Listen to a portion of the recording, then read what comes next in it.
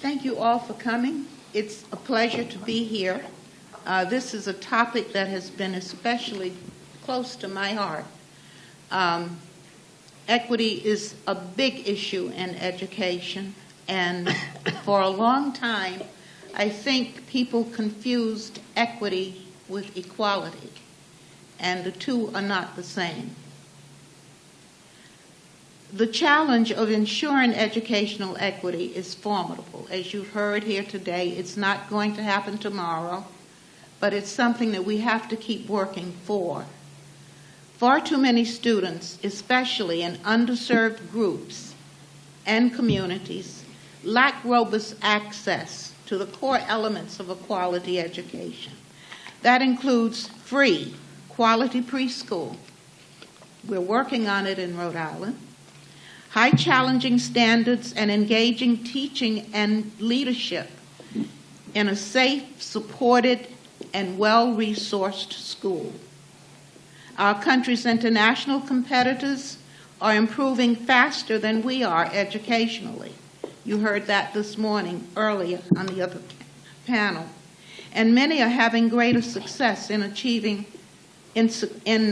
closing achievement gaps, which remain stubbornly wide in our country. In Rhode Island, our governor revived the Children's Cabinet and put them to work on a strategic plan to address at-risk youth. And some of their findings, not surprising to those of us who are in the bushes, in the weeds, almost 20% of Rhode Island's children live in households that fall below the federal poverty line. Only 37.4% of children read at grade level by third grade.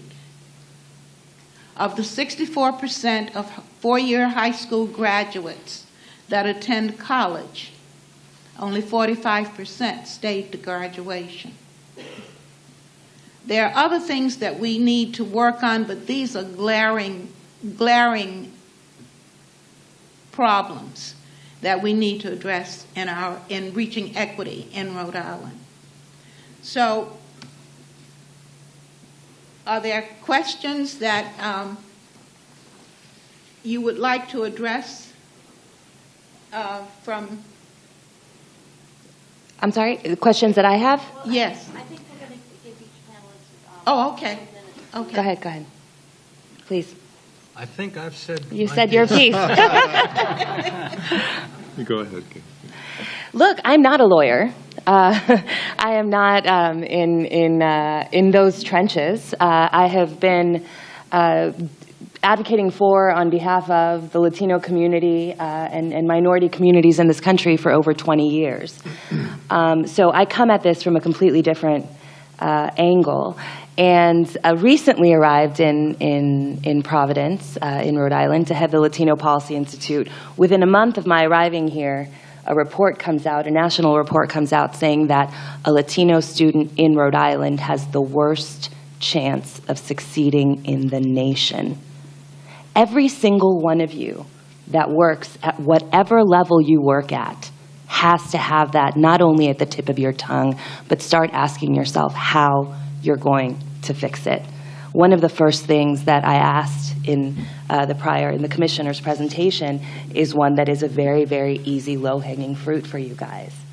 If you are making any school-based decision, if you are making any decisions for your students, and you don't see representation of Latinos, African Americans, and your schools are comprised of that, you do not have the right people in the room. And, you know, the other thing that I kind of fell into was, as I was preparing for this job, the Latino Policy Institute is known for putting out research. Ana Cano Morales really, really shepherded it being, you know, established as a nonpartisan research center for Latinos.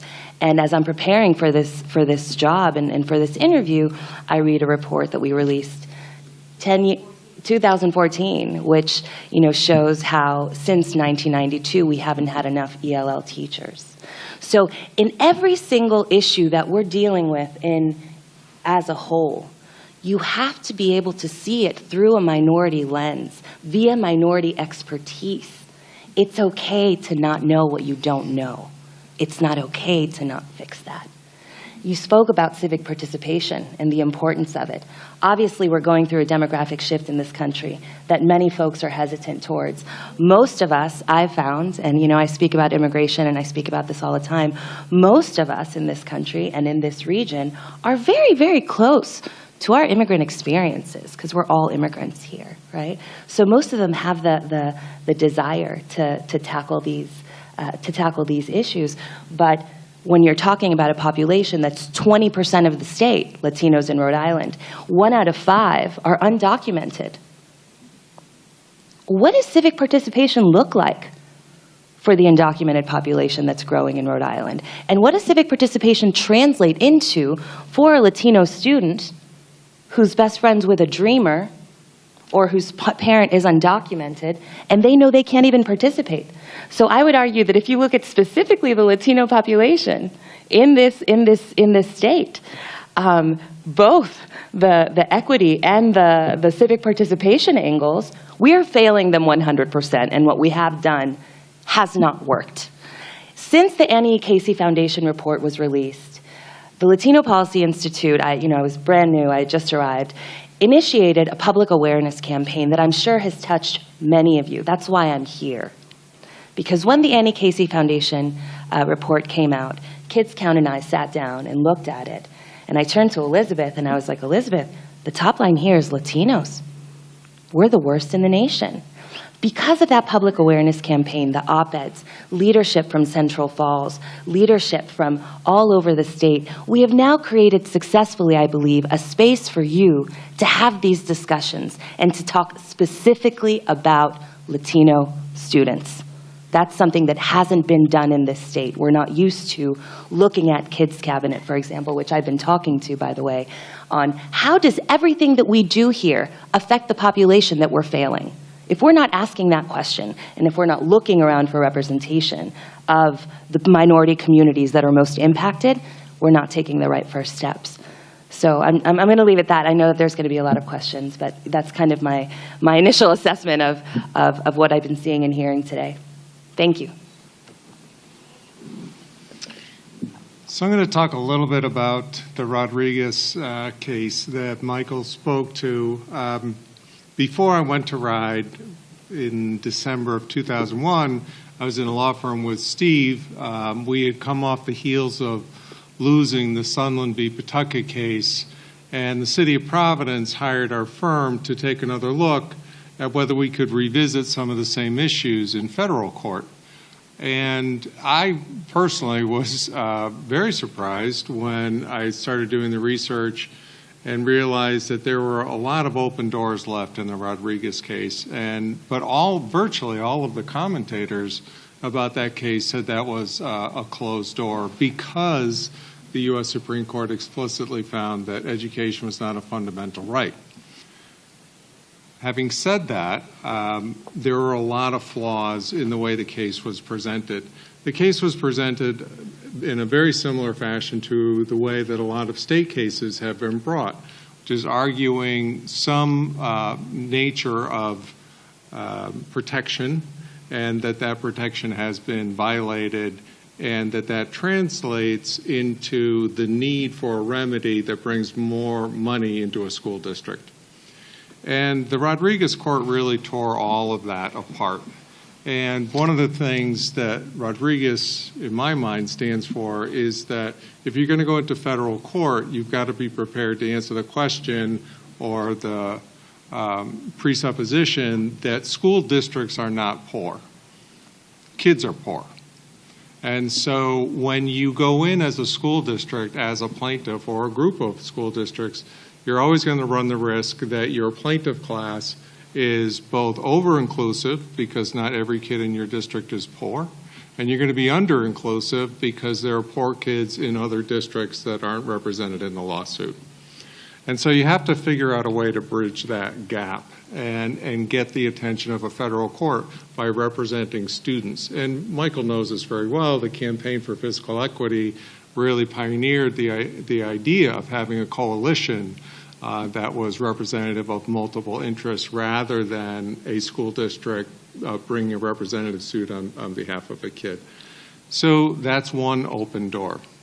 Another open door, and this is where I turn my argument towards Michael about why he should really consider Rhode Island, is Rhode Island, unlike a lot of other states, the taxing authority not only does not lie with the school authority, with the school committee, it actually is derived directly from the General Assembly.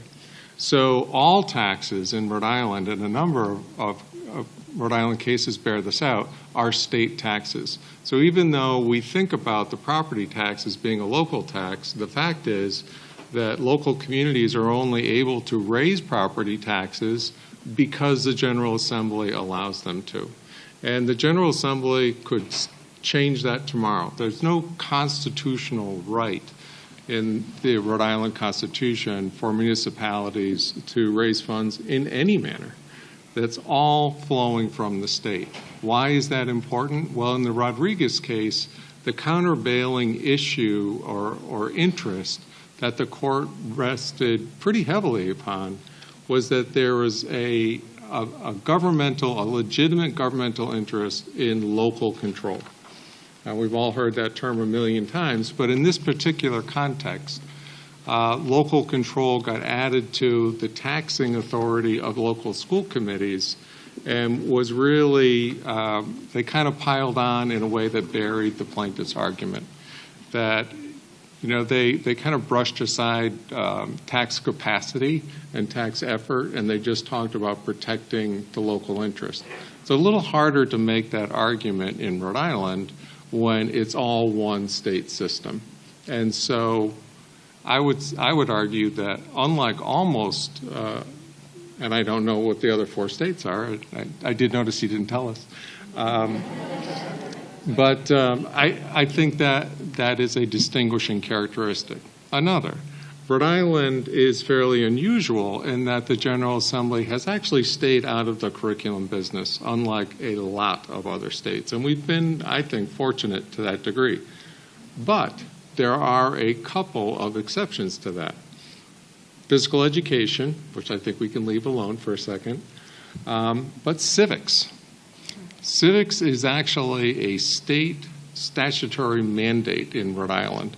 And if the fact that the General Assembly singled that out as being especially important as a state and governmentally supported interest isn't a distinguishing characteristic of Rhode Island, I don't know what is. I mean, if you want to make an argument that the state has ignored its own mandate to support civics education by comparing that to a bunch of outcomes, I think you've got a really good place to do it in Rhode Island. And my last little pitch is it's not just choosing the plaintiff class that's really important, although I think that's critically important, but it's also which vehicle you use to get into the court system.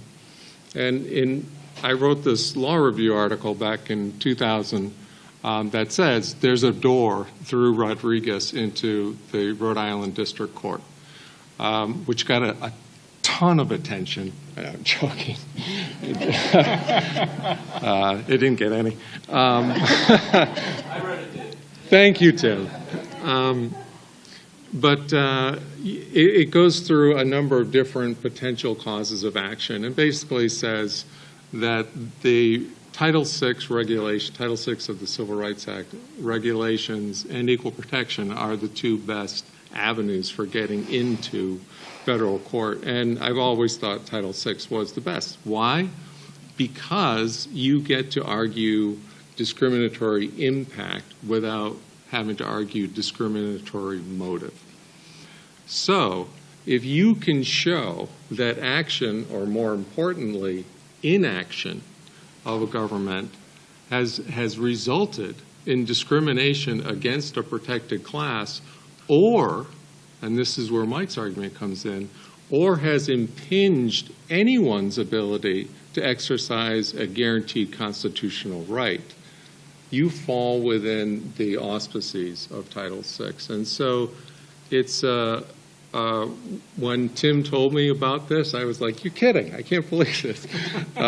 So I think it is timely. And the last thing I just want to say, I think Chris had to leave, but I think he was mentioning there's only $2.5 million in the Categorical Fund for English learners.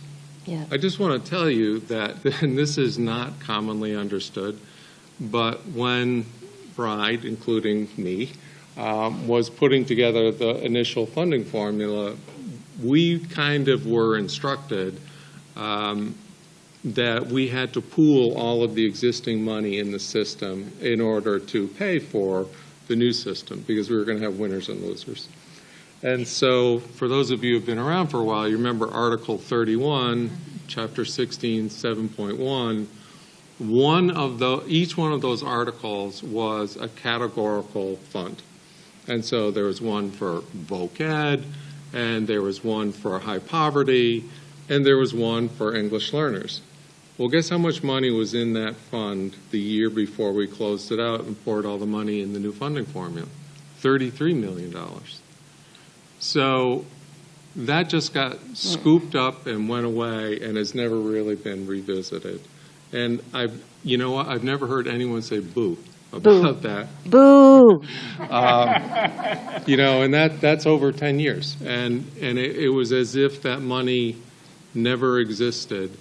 And, the promise of the categoricals when we put it together was there was going to be a whole lot more in our minds than $2.5 million. My intent was to have the high-cost special ed categorical fund fully funded from day one, and that we would at least have, I wanted to put all of the ELL money into that categorical fund. Obviously, it just didn't work for the numbers and what have you. We're still struggling to get back. But, if I were to mount a political campaign around funding, those are the two funds that I would push, because those kids have no boundaries, just needs. So, and just a point of clarification, there was $2.5 million, but this year there was supposed to be $5 million. And without any community response, without any community pressure, the governor did not give the extra $2.5 million, despite a report last November saying that we are the worst in the nation on Latino education. So the need for advocacy, the need for outside voices, the need for parent voices. Meanwhile, that the legal strategies work out, right? Because there's a long-term strategy, and then there's all the generations of kids that you miss if you're just focusing on that. And that's what we're focused on at the Latino Policy Institute. Mike, I have a question. Sure. You mentioned that in spite of the success that you had in cases that you had won, that there was a gap in how that materialized for the students. What do you think happened there? What caused that gap? Well, it depends what state you're talking about. Now, in some states, there's been huge success. And, but even when, I mentioned New Jersey, where it was a 30-year battle, and the funding now is at a much higher level and a much more equitable level. But states are complicated. So in New Jersey, the case was brought on behalf of 31 poor urban districts, Newark and Camden, et cetera. And that's where all the minority students were back when the cases were started decades ago. But over the years, the minority population in many other districts has increased substantially. So right now, 50% of the minority students in New Jersey live in non-Abbott districts. Abbott is the name of the case. So the 31 Abbott districts, yeah. Well, it happens here too. The suburbs of the demography has changed and all. So you have a situation in New Jersey where the Latino and African American kids who happen to live in the 31 districts that were the original plaintiffs in the case are really doing well. But if you live in one of the inner ring suburbs or one of the rural areas that's not covered by the case, your funding is grossly inadequate, and the legislature has ignored that need for all these years. So that's just one example of the thing. Kentucky, which has been one of the great success stories, and they've both narrowed the gap, they've increased the funding level. They used to be the bottom of the heap, I think 50th in the country in NAEP scores. They're now somewhere near the middle. They poured a lot of money into education during the decade after the lawsuit, and they enacted huge education reforms. But the years go on, and by 20 years later, the legislature started cutting back money again. And somebody brought a new lawsuit, and the courts did not entertain that suit. So that's why I'm saying it's a complicated smorgasbord, you might say. In New York, we haven't gotten all the $9 billion we were promised. We've gotten about $5 billion of it because there was a 4-year phase-in. Everything went hunky-dory the first 2 years, then the recession hit. And first they froze further funding, and then they cut it substantially. And we've been playing catch-up ever since, and we've actually brought a new lawsuit there. So you have to keep paying attention to these things. And there are some states where the legislature ignored the court order, and the courts haven't enforced it. That's happened in Ohio. It happened in West Virginia for a number of years, and finally the court started enforcing it.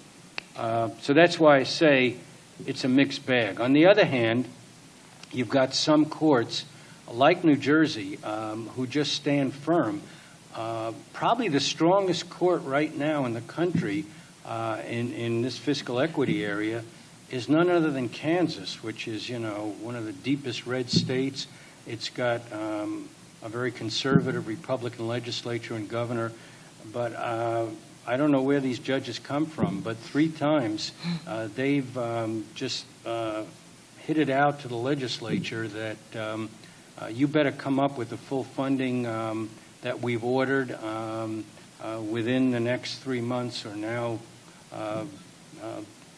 There have been several orders dealing with different funds of money. Last year it was equity money, now it's adequacy money. On the equity money, they said we'll give you till June 30th to come up with 100% of what we said is required, not 50% and not 75%, or else. And the or else was, if you don't do it, we're shutting down the whole public school system on the theory that if it's unconstitutional, no public money can be spent on it. So the legislators were outraged and making all these statements to the press. A group tried to pass a new constitutional amendment to take the court's powers away. But when the dust settled the day before the deadline, they passed the law and they gave 100% of the funding that was required. This year, they got a bill for the adequacy amount, which is much more. And on the funding formula that the court was following, the legislature has to come up with $600 million. And they have to do it by April, or else the court's shutting down the school system as of June, which I know means summer school, but the superintendents say that these days that's a disaster, even if it is only in the summer and somehow is solved by September, because all the computer systems have to shut down, I don't know. But parents and school people are really worked up in Kansas. Anyhow, the legislature thought they would outfox the court by doing a new cost study, because the court was relying on a study that had been done a number of years ago that said $600 million. So they hired a bunch of consultants who people told them come up with low numbers. But lo and behold, their report came out last week and it said $2 billion is needed.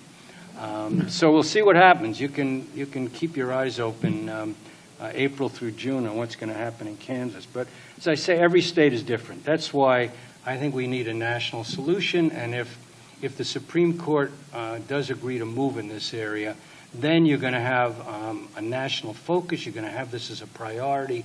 And I think it will dramatically change the whole situation and put us where we should have been in 1973 and not having had to go through 45 years of all of this up and down and progress in some states, not progress in the other states.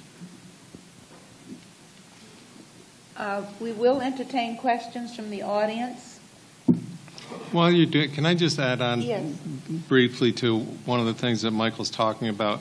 because one of the challenges in getting this whole question moved into the federal courts for a fresh look, especially if you buy the idea that you need to describe a plaintiff class with some particularity, and let's say that you tie it to the civics angle, which I think is very clever, you open yourself up to two kind of affirmative defenses, which we should just have our eyes open to. One is that districts are vulnerable to a counterattack from the state, that they're not so great at distributing money within the district in an equitable fashion. And so it really pushes you towards an adequacy kind of argument, because you don't want to get into who's in a better position of deciding which kids should have more money spent on them. The second is you have to prove if you do get more money, it resolves the problem. And that's not as easy as you think. So if you get in there by showing disparate impact on voting records, and you make the pitch that you're doing this to get some kind of civics equity, how do you then show that more money is going to result in more students in your plaintiff class actually voting intelligently? It's a stretch just in terms of presentation and quantum of proof. Good afternoon. Barbara Mullen from the Center for Leadership and Educational Equity, CLE for short. I want to echo Gabriela's sentiments about representation. I think if you look around the room, we're still a pretty homogenous group, and so that, as a newcomer to Rhode Island, has echoed very loudly and clearly to me. But I also want to speak to the remedy and kind of partner it with the question when we talk about possibly coming to Rhode Island and getting that plurality of voices and perspectives. And so is there a plan to make sure and ensure that those who have access, even if they don't speak legalese or they don't really have a full grasp of that judicial or parliamentary process, that at least they're prepared to the extent to share their perspective and voices, even if it's via amicus briefing or something to that extent, because I still feel like that is a crucial and critical part. Even when we talk about equity and we convene, our work is largely about outcomes and how what we do every day with the teams that we work with lead to outcomes, which we've published quite frequently. How does that plurality of voice lead to that? And I'm just wondering if, we're able to help build that efficacy around having those perspectives at the table. Okay. Would your group like to be plaintiffs in this case? I cannot speak for my executive director, but I can say that supporting via amicus would be a great opportunity if you brought it to the state or even federally. Well, as David said, in the CFE case that I brought in New York, he was quite right. We went out of our way to get a broad coalition of groups that I think was very representative of the student population. And that paid large dividends along the way, both on having us be aware and sensitive to what the breadth of the needs were, and quite frankly, when we got to the stage of a remedy after we won, it was working out a consensus position that was broadly accepted and did not raise any political problems. We actually spent literally years.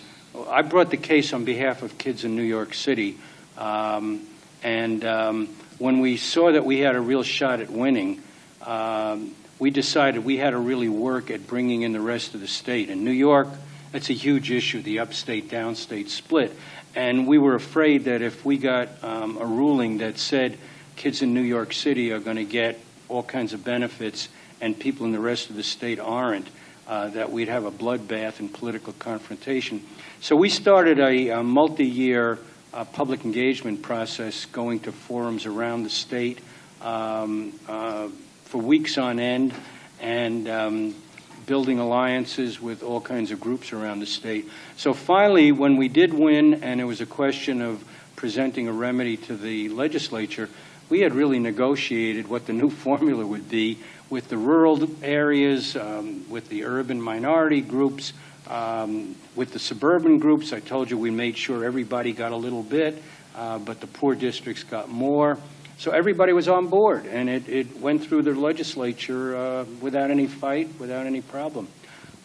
So that's the kind of thing I would look to do. It's easier said than done. It's a lot of work, and it involves a lot of people getting involved and willing to take some time and effort on it. And if we do decide to come to Rhode Island, that's one of the things we would like to do. And getting a sense that people here would be interested in working with us would be a big factor in deciding where to go with the case. Mike, of late, we've noticed that student voices are being heard. Mm-hmm. And we have some very good, active student groups in Rhode Island. So you might really want to consider Rhode Island.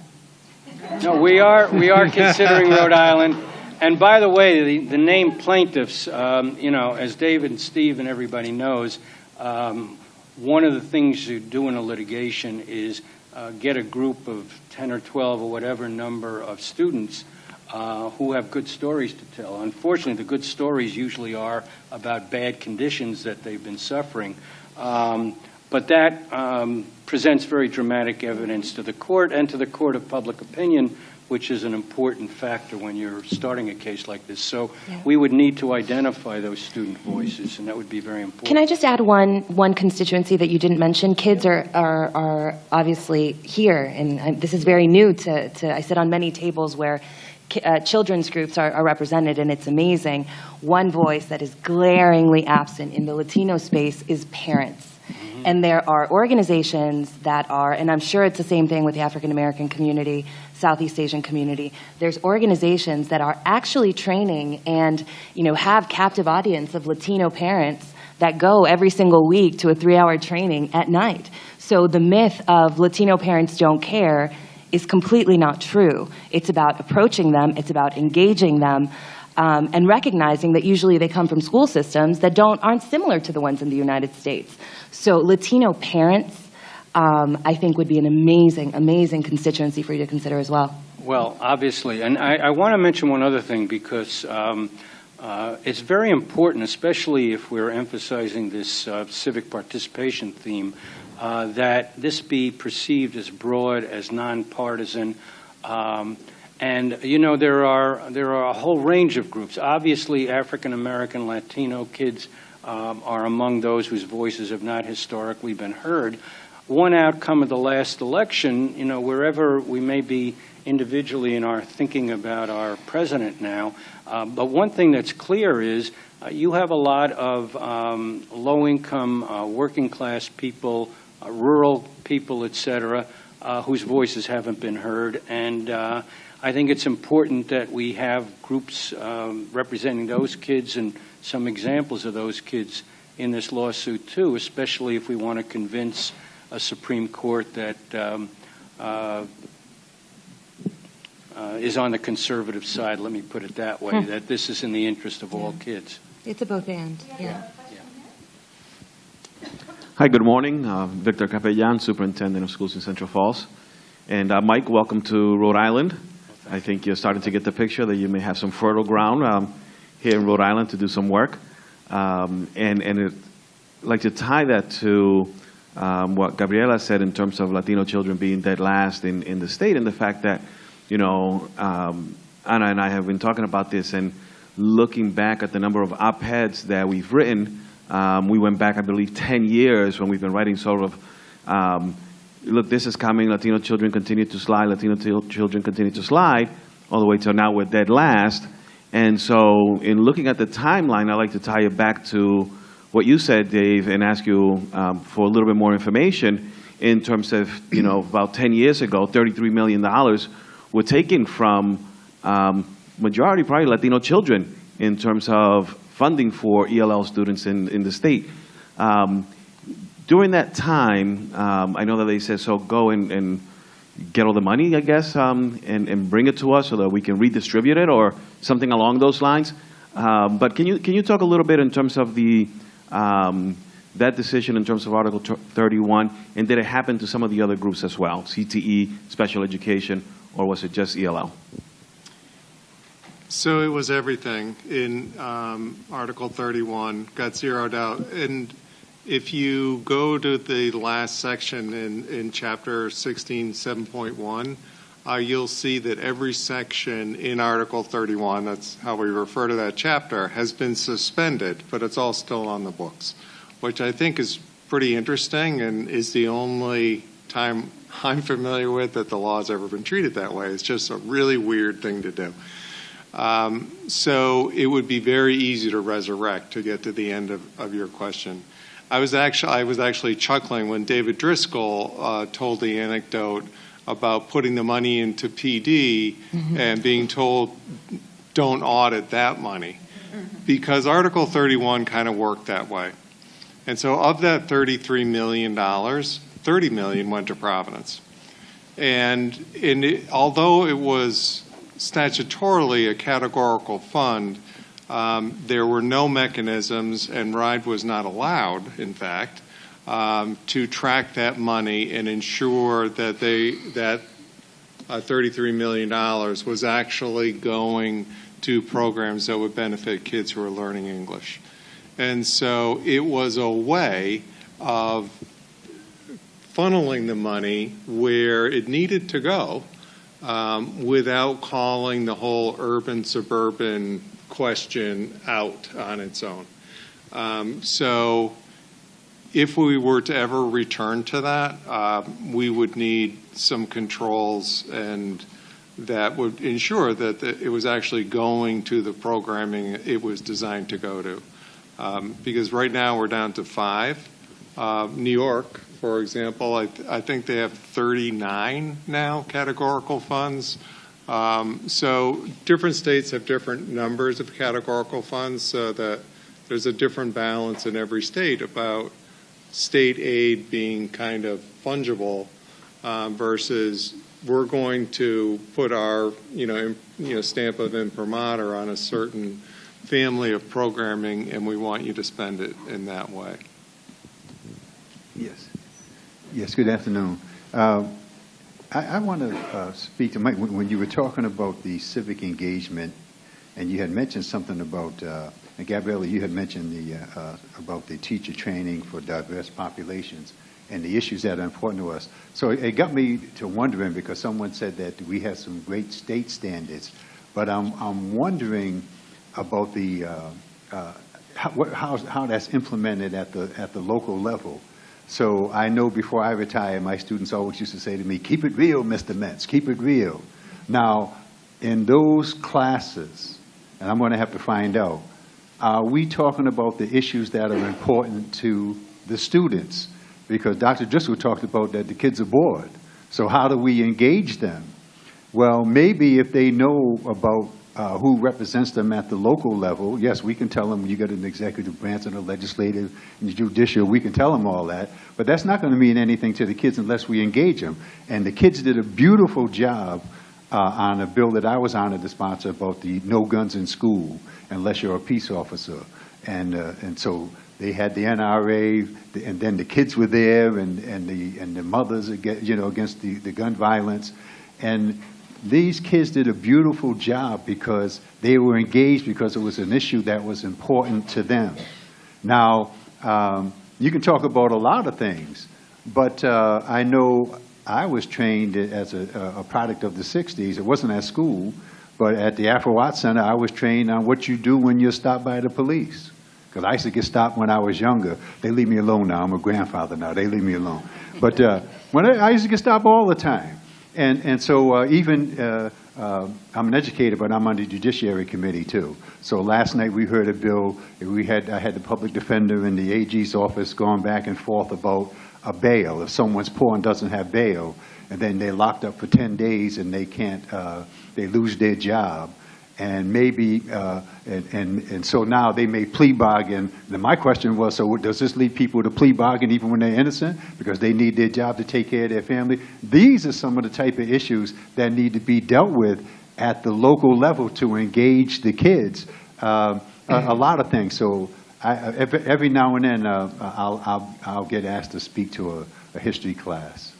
And so when I go in, I'll say to the kids, how many people want me to vote for having school on Saturdays? Don't know. And then I get their attention right away. But they have to know, I don't want, let's put it this way. I was in an artillery unit. We could drop a shell on your house from 25 miles away. Well, I quickly learned that I had to work within the system because a brick against that howitzer wasn't going to work. So it was very clear to me that I had to get my education to work within the system to change things. And certainly, if people feel that the system is oppressive against poor people, and they don't have a remedy on how to work the system to make things better. So I think, I want to go back. I'm very curious at the local level what they're teaching our kids in school so that they can empower themselves. So if the system is oppressive, that they know how to work the system. And I don't know if it's geared that way. My extent of I'll give you an example. My extent of black history in middle school was there was 2 paragraphs. Abraham Lincoln freed the slaves. That's all I knew about black history compared to some of my friends that grew up in the South. They made sure that they knew their history. So I was very interested when you gave the percentage now, millennials, and about 30%. So the civic participation is very, very crucial. But then the teacher training, you have to know your population. Yeah. And so, Gabriela, I agree with you on that. And if we connect the students, then, because it amazes me, if we want to increase the voter turnout in poor neighborhoods, civic education is crucial. Yeah. It's very crucial, because otherwise they're not going to be engaged, and when they become adults, they're not going to vote. So I do agree with that statement. Thank you. If I can just suggest something real quick. You asked a key question, right, which is, are students being taught in a way they understand and is relevant to them?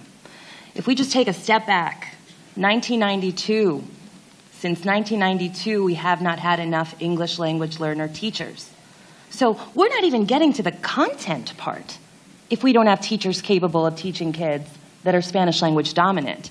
And when you look at the whole Latino population, not everybody is Spanish language dominant, but 1 out of 5 are undocumented.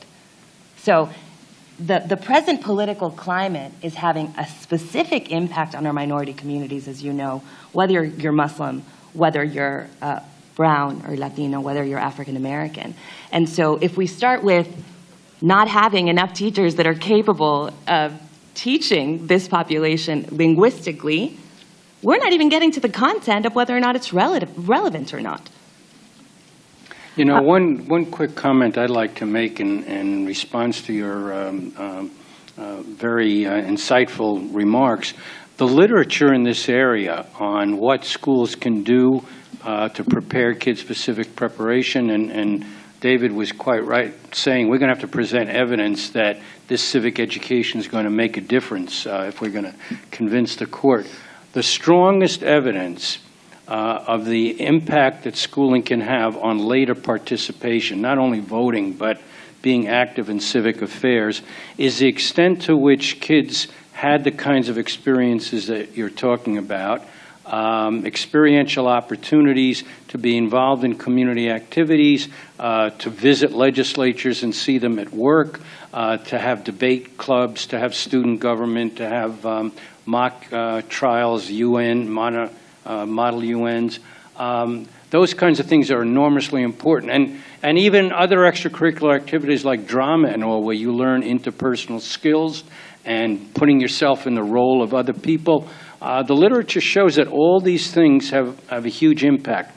But guess what? This is what I know from my experience in New York. I suspect it's the same in Rhode Island, but we want to look into this. When there's a recession, when there's a fiscal constraint, what's the first thing to go? Extracurricular activities, all of these field trips, all these experiential opportunities. So that's one of the things that we would want to highlight and say that this can't continue to be the lowest priority and be the first thing cut anymore.